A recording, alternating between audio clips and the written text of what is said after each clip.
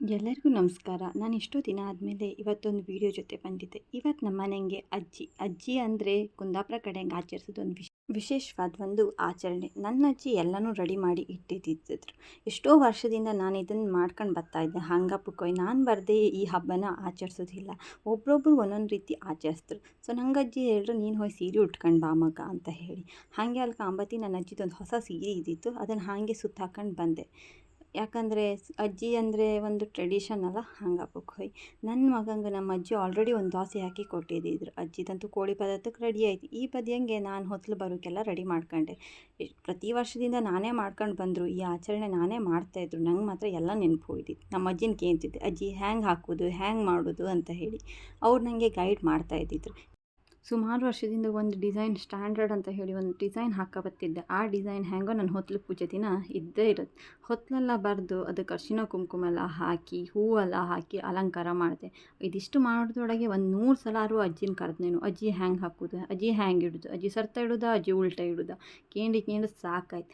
ದೇವರಿಗೆ ಹೊತ್ತಲೆಲ್ಲ ಹೊತ್ತಲಜ್ಜಿಗೆಲ್ಲ ಅರಿಶಿನ ಕುಂಕುಮ ಎಲ್ಲ ಹಾಕಿದ ಕೂಡಲೇ ನನ್ನ ಮಾವನ ಸ್ಟಾರ್ಟ್ ಆಯ್ತು. ನಿನ್ನ ಹಣೆಯಂಗೆ ಒಂದು ಸ್ಟಿಕ್ಕರ್ ಇಲ್ಲ, ಒಂದು ಗಂಧ ಇಲ್ಲ, ನೀನು ದೇವ್ರಿಗೆ ದೀಪ ಇಡೋತ್ತಿಗೆ ಅದೆಲ್ಲ ಇಟ್ಕೊಂಡ್ಕಂತ ಗೊತ್ತಾತಿಲ್ಲ ಅಂತ ಹೇಳಿ ಮಾವನ ಸಹಸ್ರನಾಮ ಸ್ಟಾರ್ಟ್ ಆಯ್ತು. ಅದಕ್ಕೆ ಹೊತ್ತಲು ಬರೆದ್ರ ಮೇಲೆ ಒಂದು ದೊಡ್ಡ ಕುಂಕುಮದ ಹುಂಡು ಇಟ್ಕೊಂಡು ಮಾವಂಗೆ ತೋರಿಸ್ದೆ. ಎಲ್ಕಣಿ ಸಾಕಾ, ಇನ್ನೂ ಬೇಕಂತ ಹೇಳಿ. ಅವ್ರು ಹೇಳೋದು ಏನು ತಪ್ಪಿಲ್ಲ, ಅವ್ರು ಹೇಳೋದು ನಿಜಾನೇ. ನಮ್ಮದು ಟ್ರೆಡಿಷನ್ ನಾವೇ ಮಾಡ್ತಾರೆ ಹ್ಯಾಂಗೆ ಅಲ್ಲ, ಇರಲಿ. ಅದೆಲ್ಲ ಹೊತ್ತಲಿಗೆ ಹೂ ಹಾಕಿದೆ. ಹೊತ್ತಲಿಗೆ ಹಾಕಿದೆ ಹೂ ಹೆಸರು ಸಾಣಿ ಹೂ ಅಂತ ಹೇಳಿ. ಇದು ಸಾಣಿ ತಿಂಗಳಂಗೆ ಸಿಕ್ಕತ್ತು.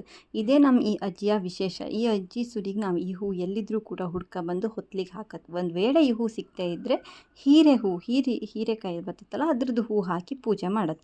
ಇದೆಲ್ಲ ಕೂಡ ನನ್ನ ಮಗನಿಗೆ ಹೊಸದಾಗಿ ಕಾಣಿಸ್ತಿದ್ದರಿಂದ ಅವ ಪದೇ ಪದೇ ಬಂದು ಕಂಡ್ಕೊ ಹೋಗ್ತಿದ್ದ. ಈ ಅಮ್ಮ ಎಂತ ಮಾಡ್ತಾಯಿದ್ರು, ಈ ಅಮ್ಮ ಎಂತ ಮಾಡ್ತಾಯಿದ್ರು ಅಂತ. ಅಷ್ಟೊತ್ತಿಗೆ ನನ್ನ ಅಜ್ಜಿ ಗೈಡ್ಲೈನ್ಸ್ ಪ್ರಕಾರವೇ ನಾನು ಹೊತ್ತಲಿಗೆಲ್ಲ ವೀಳ್ಯದೆಲೆ, ಹೂವು, ಹಣ್ಣು, ದೋಸೆ ಎಲ್ಲ ಇಟ್ಟು ಪೂಜೆ ಮಾಡ್ಬೇಕಂತ ಹೇಳಿ ಶುರು ಮಾಡಿದೆ.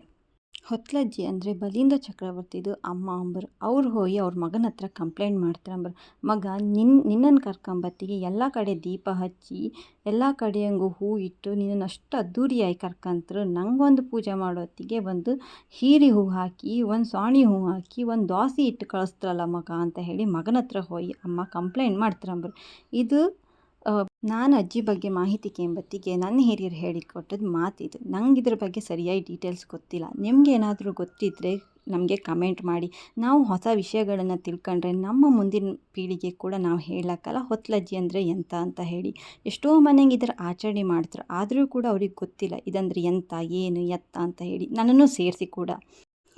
ನನ್ನ ಲೈಫಂಗೆ ಒಂದು ಭಾರಿ ಕಷ್ಟಕರ ಕೆಲಸ ಅಂದರೆ ಕಾಯಿ ಒಡೆದು. ನಂಗೆ ಕಾಯಿ ಒಡೋಕೆ ಇವತ್ತಿಗೂ ಬರ್ತಿಲ್ಲ. ಒದ್ದಾಡಿ ಒಂದು 20 ನಿಮಿಷ ಆದಮೇಲೆ ಅಂತೂ ಇಂತೂ ಫೈನಲಿ ಕಾಯಿ ಒಡೆದೆ. ಅಷ್ಟರೊಳಗೆ ನಮ್ಮ ಮನೆಯವರೆಲ್ಲ ನನಗೆ ಹಿಲಲ್ಲಿ ಹಾಕಿ ನಗಾಡಿ ಇಟ್ಟಾಯ್ತು. ನೀನೇನು ಕೆಲಸ ಮಾಡ್ಕೊಂಡು ತಿಂತೀಯೇನು ಅಂತ ಹೇಳಿ. ಫೈನಲಿ ಅವ್ರ ಮೇಲೆ ಹಠಕ್ಕಂತೂ ಕಾಯಿ ಒಡೆದು ಅದ್ರ ನೀರು ತೆಗೆದು ಇಟ್ಟೆ. ಹಾಗೆ ನನ್ನ ಮಾಮಿದೊಂದು ಸ್ಟೇಟಸ್ ಹಾಕೋಕೆ ಒಂದು ಸಣ್ಣ ವೀಡಿಯೋ ಕೂಡ ರೆಡಿ ಆಯಿತು. ಅದನ್ನು ನಾನು ಇದ್ರಂಗೆ ಆ್ಯಡ್ ಮಾಡಿದೆ. ಇದೆಲ್ಲ ಆದಮೇಲೆ ಒಂದು ಎಲೆಗೆ ನಾವು ಬಳಸೋಕ್ಕಿರುತ್ತೆ, ಅಂದರೆ ಅಜ್ಜಿಗೆ ಊಟ ಹಾಕೋದಂತ ಹೇಳಿ. ಆ ಎಲೆಗೆ ನಾವು ಮೀನು, ಕೋಳಿ ಹೀಗೆಲ್ಲ ಮಾಡಿ ಊಟ ಹಾಕಿ ಅದಕ್ಕೆ ದೀಪ ಮಾಡಿ ಅಜ್ಜಿಗೊಂದು ಪೂಜೆ ಮಾಡತ್ತು. ಹಾಗೆ ನಮ್ಮ ಮನೆಗೂ ಕೂಡ ಪೂಜೆ ಮಾಡ್ತು. ಇದೆಲ್ಲ ಆದಮೇಲೆ ಇಪ್ಪುದು ಎಂತ ಹೇಳಿ ಅಂದರೆ ಮೊಮ್ಮಕ್ಕಳೆಲ್ಲ ದೋಸೆ ಕದಕ್ಕೆ ಬತ್ರು. ಅಂದರೆ ಅಜ್ಜಿಗೆ ದೋಸೆ ತಿಂಬಕ್ಕೆ ಬಿಡೋದಿಲ್ಲ. ಇದು ಒಂದು ನಡ್ಕ ಬಂದದ್ದು ರಿವಾಜು.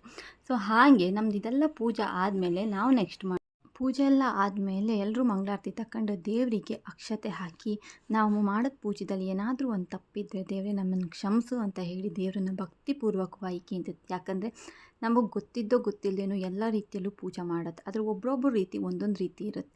ನಮ್ಮ ಮನೆಗೆ ಮಾಡೋದು ಪೂಜೆ ಸಮ ಇತ್ತೋ ಇಲ್ಲಯೋ ಗೊತ್ತಿಲ್ಲ. ಅದನ್ನೇನೇ ಇದ್ದರೂ ಕೂಡ ತಪ್ಪಿಗೆ ಮಾಪಿ ಕೊಡಿ ಅಂತ ಕೇಳ್ಕೊಂಬೋದು. ಅದು ತಪ್ಪು ದೋಷಗಳಿದ್ರೆ ಆ ದೇವ್ರ ಮಾಪಿ ಕೊಟ್ಟು ಸಂತೋಷದಿಂದ ಅಜ್ಜಿ ಸ್ವೀಕಾರ ಮಾಡ್ಕೊಂಡಿದ್ದನ್ನ ಅಂತ ಪ್ರಾರ್ಥನೆ ಮಾಡ್ಕೊಂಡು